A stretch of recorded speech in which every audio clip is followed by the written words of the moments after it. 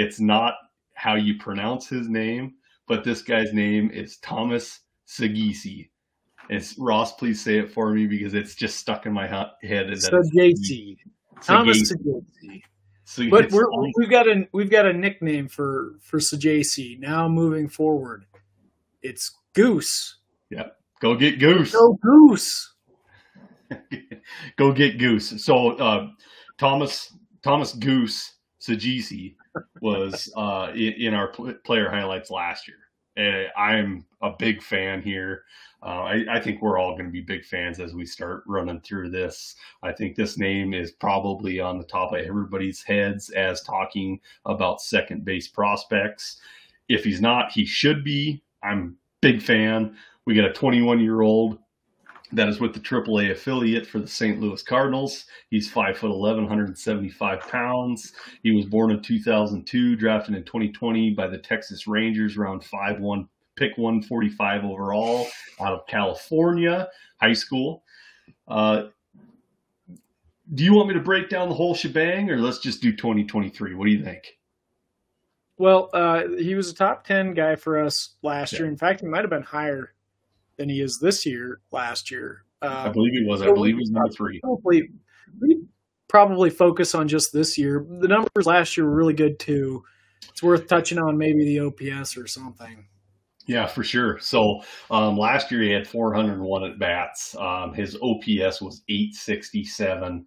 Strikeouts and walks, 97 strikeouts, 30 walks, 15 home runs, 12 stolen bases. Everything was right there for us last year. I was excited. We touched on it. We were excited. But this year, two different affiliates with the AA with the trade. He had 555 at bats through those 2 teams in AA, and then got the call up to AAA for another 58 at bats. But 558 at bats over the whole year. He batted .306. On-base percentage of .374, slugged .530, hit our mark of 900 with on-base plus slugging at .904, 26 home runs, 12 stolen bases, got caught stealing twice, 144 strikeouts is a little high, but he walked 52 times, 34 doubles, 6 triples. Goose is the man. I feel like Goose has just got the it factor. He does. I don't know what it is, but this is a guy we really liked last year, and he's still doing it this year. And for some reason, he's still slept on.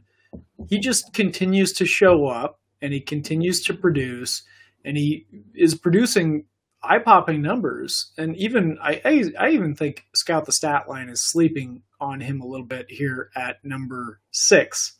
I think that's too low. I have him as a top 50 prospect.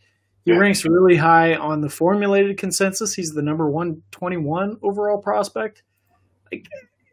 He makes it work. The one thing that he doesn't have really going in his favor is excellent plate discipline. But he hits for average. He hits for power. He's better on the base paths than expected, and I think he's a better defender than people expect as well. So he just has the it factor, and I don't know what that is, just work ethic or what, and I'm pulling that out. I don't know if he's got a great work ethic, but something seems to work really well for him. And he looks like he's built, like he's just like a compact built guy. When I see him hit a dinger, it doesn't look like it's like it's barely getting out of the field. It looks like it's like he smashed that thing. So I'm a big fan of Thomas Saggese. Goose, big fan of him, and I say go get him. Oh yeah, for sure. Yeah, if you can get him, that's I don't know if you're going to be buying low on him. Maybe not buying low, but he's still underrated. That's the thing. So, to me, that is buying low. I think he's still underrated by the major publications out there. Sure. It would have been better to get him last year, but I don't think you're too late. I'm not even worried about his plate discipline because with guys that can consistently hit 300, I don't want them taking walks. I want them putting the ball in play. And he has shown a knack for it, and he's still running just below 10% walk rate. He's someone I wrote up in one of the articles, I think, for impact prospects for 2024. I can see a path to playing time, barring any free agent acquisitions by the Cardinals. But I could see him coming up in the May, June timeframe if he starts off hot in AAA. He should be up next year. He should be up next year, no doubt.